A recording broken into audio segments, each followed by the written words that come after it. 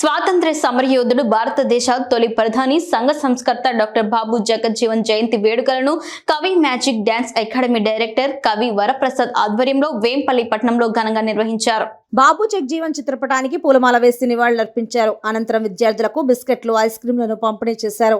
ఈ సందర్భంగా వరప్రసాద్ మాట్లాడుతూ బాబు జగజీవన్ మన భారతదేశ చరిత్రలో నిలిచిపోయారన్నారు.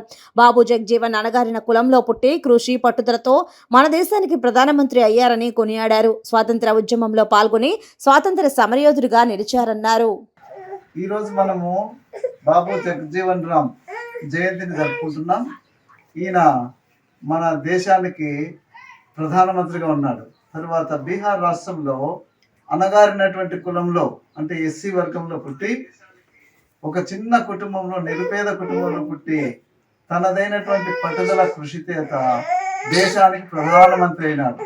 ప్రధానమంత్రి అంతకంటే ముందు స్వాతంత్ర పోరాటంలో కూడా ప్రత్యేకంగా పాల్గొని స్వాతంత్రం తెచ్చే దాంట్లో కూడా ఈయన సాహసం చేసి తన కార్యక్రమాలను ఉద్యమాలను చేసినాడు.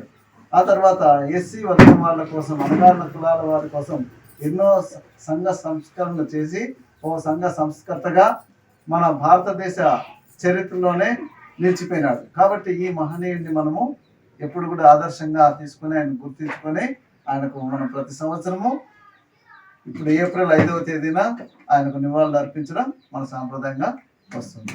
ఇది